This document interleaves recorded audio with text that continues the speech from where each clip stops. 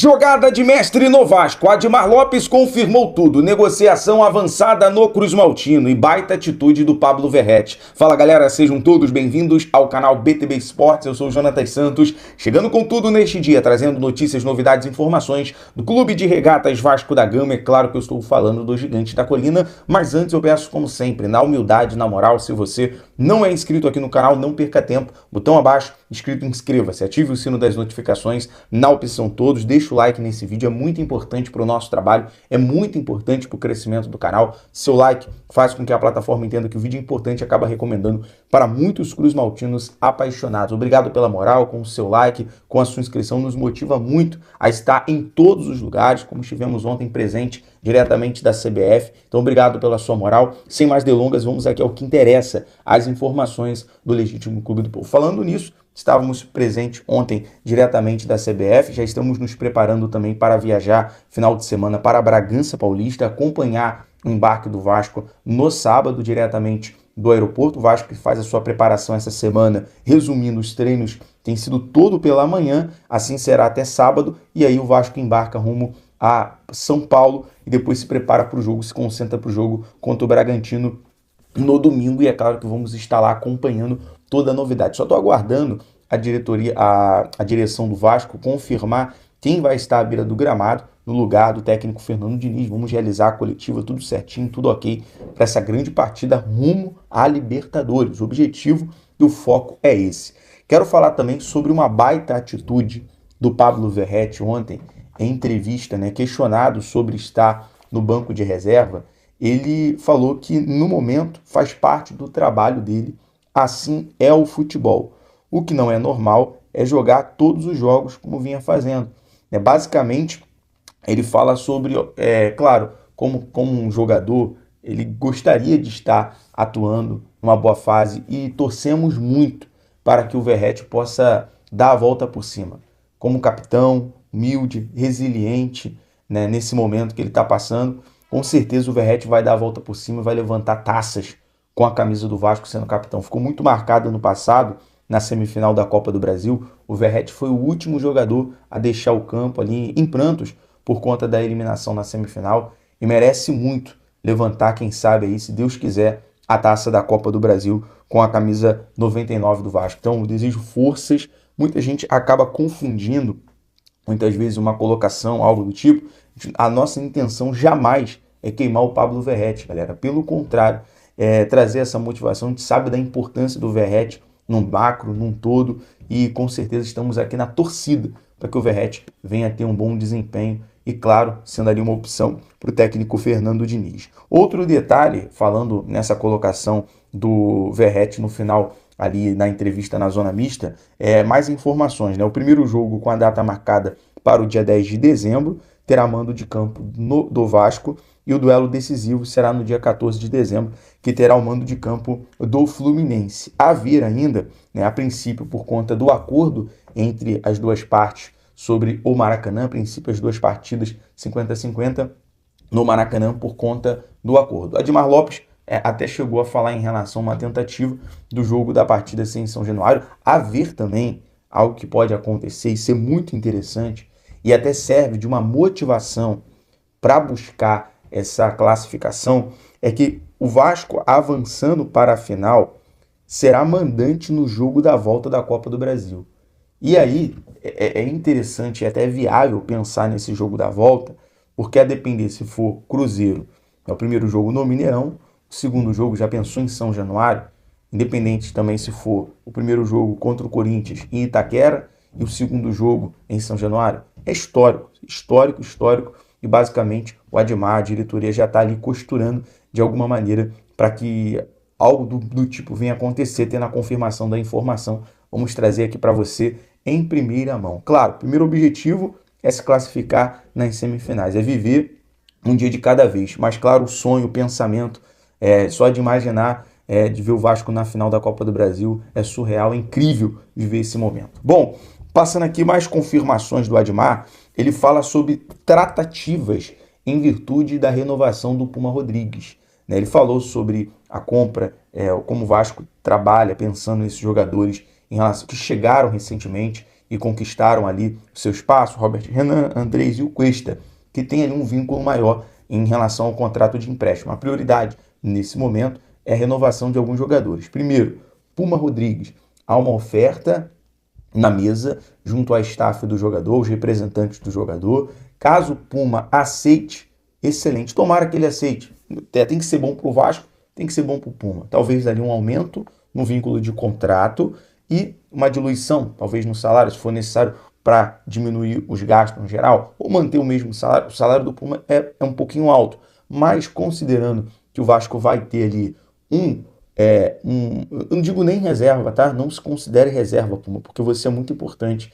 Você é versátil, joga na esquerda, joga na direita, isso na lateral, joga como ponta. Então é muito importante. Se o Diniz precisar de um ponta, tem lá o Puma na direita. Se precisar de um lateral na direita, Puma ok. Na esquerda, Puma ok. Então é muito interessante essa renovação com o Puma. E ele ganhou mais minutos e vai estar na Copa do Mundo à disposição ali do Eulóco Bielsa, né, no Uruguai. Então acho que é válida essa renovação com o Pumita. Outra negociação avançada, e agora eu digo que é uma jogada de mestre do Vasco nesse momento, é sobre o Vasco está muito próximo de um acordo com a staff do Rayan. A gente sabe que o seu pai, o Valquimar, cuida também dessas partes para renovar para 2028. O aumento com a multa rescisória, que hoje gira em torno de 40 milhões, o Vasco busca aumentar entre 60 e 70 milhões, cerca de 374 a 437 milhões de reais, né? 60 a 70 milhões de euros, por conta de desejo da Europa. E uma outra definição importante é que qualquer proposta será analisada sobre o prisma de repercussão do clube interessado e valor da oferta, já que as partes não estão dispostas a sentar com quem vier barganhar o preço. Ou seja, jogada de mestre. Não existe essa de você chegar aqui hoje e querer levar o Rayan, né, barganhando, diminuindo. Tem que ser uma proposta, meu irmão, irrecusável, irrecusável. Vocês estão lidando, eu digo isso quem vem de fora, tá? Lidando com uma joia, lidando, né, com a revelação do Campeonato Brasileiro 2025. Então, tem que sentar e uma proposta irrecusável, não é de agora não, tá? Sem ansiedade, calma, calma. Primeiro tem que chegar, boa noite, vai ter gol do Rayan hoje. E é o seguinte, o Vasco nesse momento tem a opção, o bom que o Vasco nesse momento tem a opção de mandar e desmandar. Tem a opção ali de chegar com a renovação do Rayan até 2028, o Vasco fica muito tranquilo para poder negociar para outra temporada. Deixar o Rayan mais muito parecido como foi com o Estevão, com o Endrick na época. O Palmeiras manteve ali uma temporada, o Rayan jogar uma Libertadores com a camisa do Vasco. Tudo isso é interessante. E um detalhe, né, eu digo jogada de mestre porque há também uma certeza que o jovem ainda precisa amadurecer jogando partidas importantes, competições internacionais em 2026, para poder seguir para o futebol europeu sem ter um risco de voltar ao Brasil. Então, olha só, o pensamento de futuro, o quanto hoje, né, administrativamente, o Vasco tem pessoas visionárias ali pensando, se preocupando com o Rayan, em relação a ele amadurecer, jogar competição internacional, como é a Libertadores, quem sabe até uma conquista, e depois sim ir para a Europa, para não voltar, para não ter problema de voltar emprestado, para estar lá hoje, como o Andrés Santos, Douglas Luiz, os jogadores que tiveram, como foi o Coutinho, a trajetória do Coutinho, seleção brasileira. Então é muito interessante ver esse projeto para o Rayan. E para a gente fechar aqui, outro detalhe, né, foi a mudança de posição do Rayan, da ponta para centroavante. Estava nos planos do Vasco desde o início do ano, tá? O GE confirmou isso. O atacante já era pensado como alternativa ao Verratti. Por isso a direção em nenhum momento cogitou contratar um camisa 9 reserva por conta de já ter ali o Rayan engatilhado. Falando em jogador engatilhado, em reserva, em contratação, em opções, para a gente fechar aqui o nosso vídeo, tem muita gente perguntando, por conta de ter visto ontem o Santiago Leonel Sousa, jogador de 26 anos do Racing, que inclusive foi crucial na partida contra o Vélez, dando assistência, é um volante que é muito bom, né? Seria uma excelente opção ali no meio campo para jogar talvez com o Cauã Barros.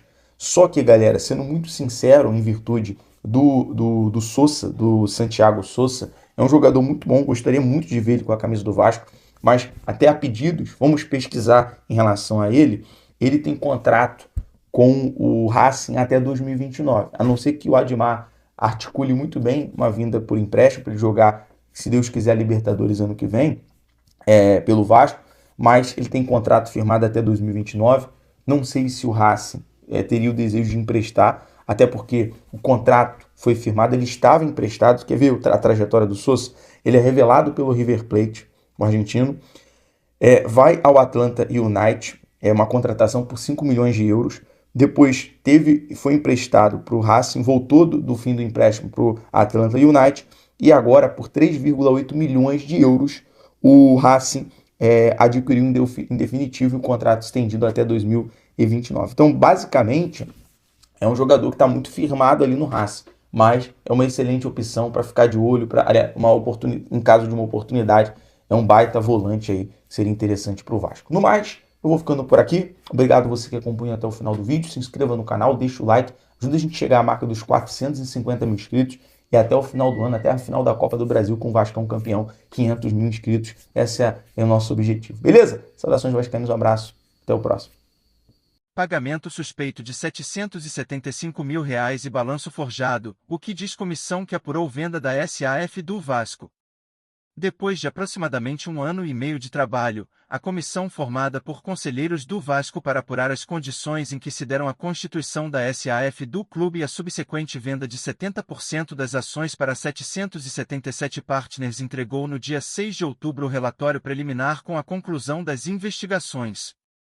No total, 21 pessoas foram indiciadas no processo que pode causar a exclusão do quadro social do clube. Essa é a terceira de 4 etapas que competem à comissão. Os acusados têm 15 dias úteis a partir da citação para apresentar suas defesas. A quarta e última etapa será a análise das defesas e a elaboração do relatório final. A comissão é formada por 7 conselheiros do Vasco: José Henrique Carvalho Gonçalves, presidente; Cláudio Pereira Gomes, relator; Luiz Gustavo de Menezes Ribeiro, Jorge Luiz Moraes, José Pedro Mota de Souza Ferreira, André Luiz Vieira Afonso e Emanuel Ursulino de França Filho. Entre as principais acusações citadas no documento, está o pagamento de R$ 755.833,34 a uma empresa de Blumenau sem que a comissão tivesse encontrado indícios de que a empresa prestou algum tipo de serviço ao clube. Além disso, o relatório cita o depoimento de um ex-funcionário que afirma que o valor da dívida do clube associativo foi forjado no balanço patrimonial apresentado antes da constituição da SAF, deixando-o embaixo do tapete, nas palavras da comissão, uma dívida dissimulada de mais de R$ 200 milhões. A comissão concluiu que havia um chamado Núcleo Central Decisório que participou de todas as etapas do processo, do início das discussões acerca da lei da SAF até a assinatura do negócio com a 777.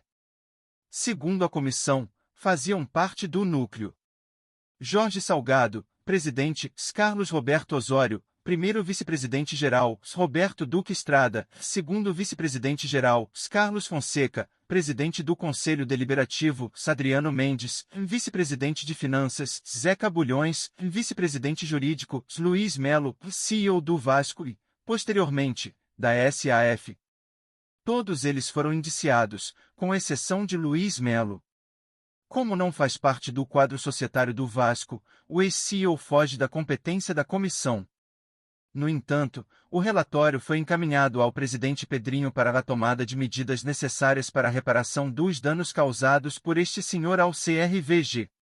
Salgado, Osório, Duque, Carlos Fonseca, Adriano Mendes, Zeca Bulhões e Luiz Melo foram procurados pela reportagem do GE para se manifestar sobre as acusações. As respostas estão no fim do texto. Os outros indiciados são Horácio Júnior, VP de História e Responsabilidade Social; Otto Carvalho, presidente da Assembleia Geral, e os membros da Comissão de Parecer do Conselho Deliberativo que sugeriu a aprovação da venda: Eduardo Rua, Evanil Ribeiro, Ingor Mendes Costa, José Carlos Osório, Júlio Brandt, Marco André Coelho de Almeida, Manuel Cordeiro Silva Filho, Orlando dos Santos Donin, Rafael Pina, Roberto Valim, Rodrigo Leal Martins, Silvio Almeida, atual vice de Finanças de Pedrinho, Si. Wagner Pereira Coutinho Filho. Tudo orquestrado. Uma das primeiras conclusões apontadas no relatório é de que a diretoria encabeçada por Jorge Salgado criou deliberadamente um cenário fictício para convencer sócios e torcedores de que a venda da SAF para 777 Partners era a única saída para o clube. Percebe-se claramente que tudo foi orquestrado pela diretoria administrativa da gestão Jorge Salgado, como um grande teatro para iludir sócios, gerar expectativas vitoriosas com a criação de uma empresa, e que isso teria a finalidade única de tornar o clube vencedor, dando o lastro imaginário do torcedor para não proceder à venda do futebol do Vasco da Gama, diz um trecho. Sócios ocultos. De acordo com documentos e contratos obtidos durante as investigações, a comissão concluiu que a antiga diretoria tinha ciência de que estava se vinculando a uma empresa de procedência duvidosa. Um organograma anexado ao relatório aponta que a 777 tinha ao menos 2 sócios ocultos, o que fere o estatuto do clube. Outro ponto questionado pela comissão é o fato de a SAF ter sido vendida à empresa 777 Carioca LLC, sendo que durante todo o rito de aprovação foi dito que as ações seriam vendidas a 777 Partners. A empresa 777 Carioca LLC ainda é um mistério para esta comissão, conclui. A nomeação de Luiz Melo. O envolvimento de Luiz Melo no processo foi citado em diversos trechos do relatório, em especial o fato de ele ter sido nomeado CEO da SAF logo depois de representar os interesses do clube como CEO do CRVG na negociação. Na época, a notícia repercutiu mal, e alguns meses mais tarde Luiz Melo foi retirado do cargo. Por incrível que possa parecer, uma das justificativas para manter o Sr. Luiz Melo como head, cabeça, das tratativas de negociação era sua excelente fluência em língua inglesa, o que facilitava todo o dia a dia para os responsáveis da diretoria administrativa do ex-presidente Jorge Salgado. Além disso, fica escancarado o total conflito de interesses de um homem que tratava o negócio sendo vendedor para, horas depois, se tornar o principal executivo dos compradores, diz um trecho. Em seguida, o relatório conclui. Foi desta forma, com total negligência, falta de zelo e com clara dose de parcialidade, que a diretoria anterior tratou a maior e mais importante negociação de toda a gloriosa história do Clube de Regatas Vasco da Gama. Em depoimentos a esta comissão foi dito que o Sr. Adriano Mendes foi peça importante na escolha do Sr. Luiz Melo como CEO da Vasco SAF.